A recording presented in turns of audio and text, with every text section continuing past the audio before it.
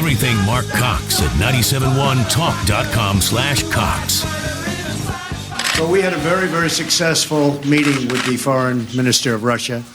Our fight is against ISIS. As General McMaster said, I thought he said, and I know he feels, that we had actually a great meeting with the foreign minister. So we're going to have a lot of great success over the next coming years, and we want to get as many to help fight terrorism as possible. And that's one of the beautiful things that's happening with Turkey. The relationship that we have together will be unbeatable. So thank you all very much. I appreciate it. We're going to meetings right now. Thank you. Well, imagine that the president didn't take any questions. Let me kind of narrow down what the president was trying to say there about the meeting with the Russians. You need to get your head out of your butt, focus on the real issues. I'm just saying. That's what he was saying. What he should have said was, we're going to temporarily lock down the White House until we figure out who the leaker is, and once we've got them in jail, we'll continue operations. Let's go ahead and welcome our guest, and Liz, if you don't mind. Thank you. Who is the man that would risk his neck for his brother, man? Shaft! All right, Chris Arps. How are you? I'm doing all right, man. You walked in here and said, boy, you're fired up today. I'm like, I got a lot to be fired up about.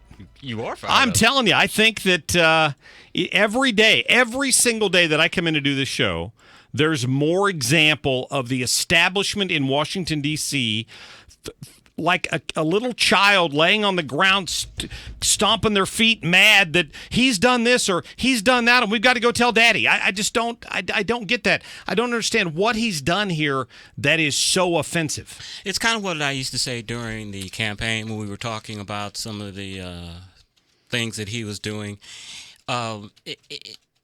It's almost like he can't help himself, that this is something that, he naturally has to do. This may not be popular with you, Mark, and with some of the Well, audience. you better not say it, because I'll just turn his mic off now. I'm just teasing. But, this situation, you're a political junkie like me. This reminds me of 1986, after the Iran Contra deal, when the Reagan White House was kind of floundering, and they brought in Howard Baker, the esteemed senator, former senator, majority leader from Tennessee. He came in and kind of whipped that White House into order. In the last 2 years of the White House, it ran smoothly, and Ronald Reagan left office one of the highest approval ratings in history. I think this presidency definitely needs a Howard Baker type.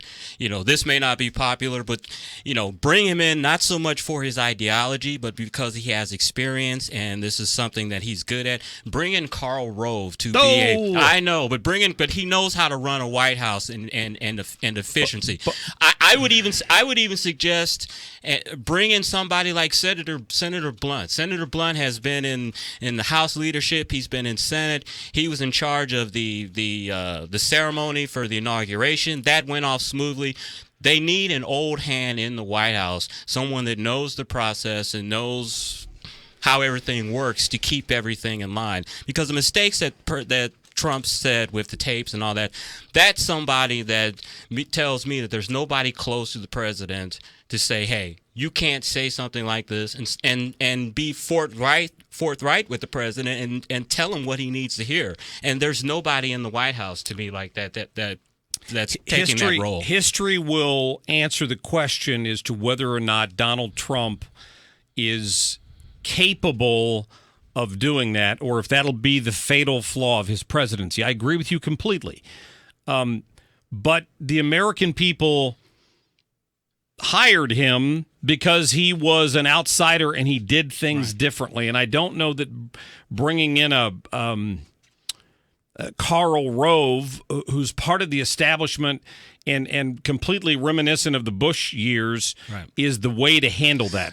Not his ideology. I mean, someone that knows how to run the White House, someone who knows with an iron fist. Because if I remember the stories about Baker, he butted heads with Nancy Reagan a few times because of the way he ran Reagan's schedule and who had access to him and all of that stuff. They desperately need somebody. Maybe we need to get a few astrologers in there.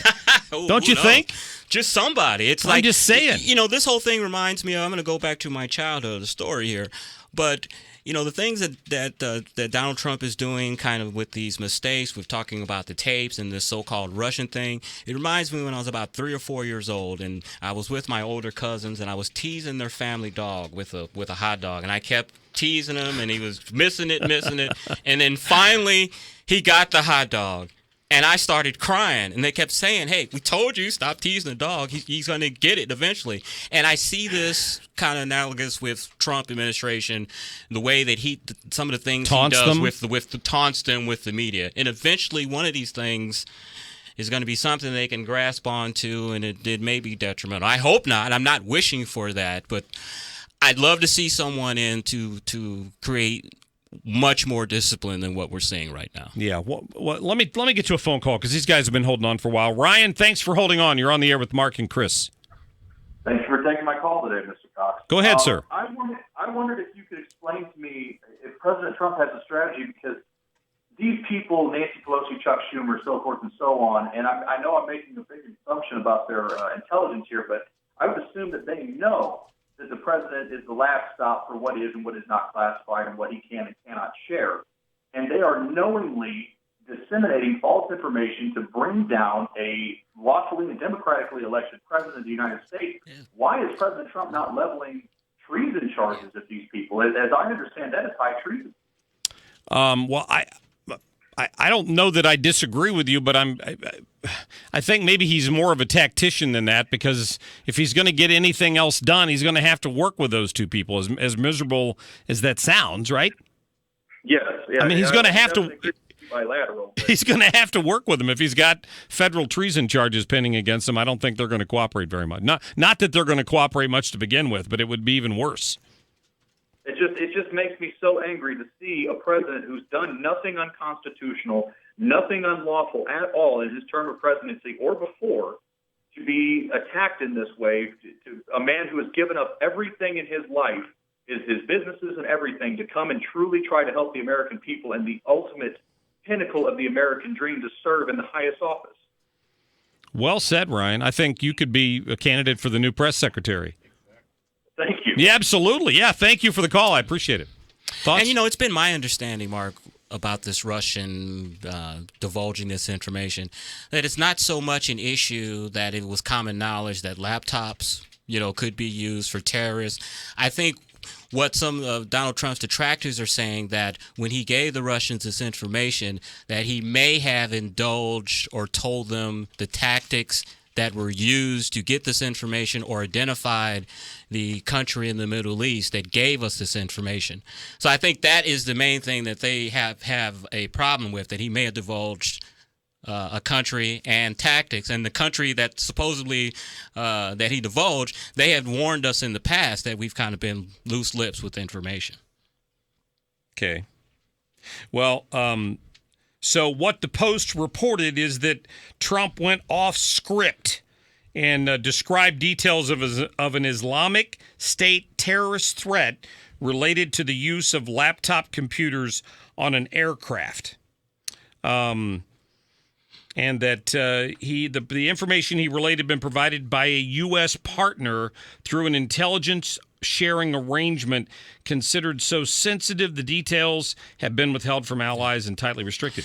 But the electronics ban on these foreign airliners stemmed directly from, everybody knew this information already, is my point. They may not have known where it came from, but they knew the information. But that's the issue, though. It's where it came from and the tactics. Remember, I watch MSNBC, so I know all their talking points. Yeah, you and Mika are tight. Better watch out. Joe Scarborough will come in and pop you in the nose. Hey, that's how you know. That's how you figure out what the enemy is doing.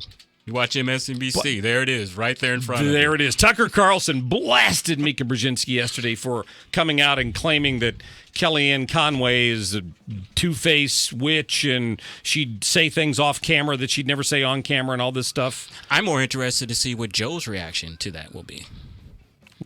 Of him going off on his fiance. Yeah. So that's more interesting to me. He'll be in trouble later, but nobody can ever believe that relationship anymore now that we know what's going on there. 314-969-9797. More with Chris Arps here in just a couple of minutes. We'll take some of your phone calls, and we'll also talk about the situation with Miss USA stepping in the PC you-know-what yesterday. We'll be right back. Blue-eyed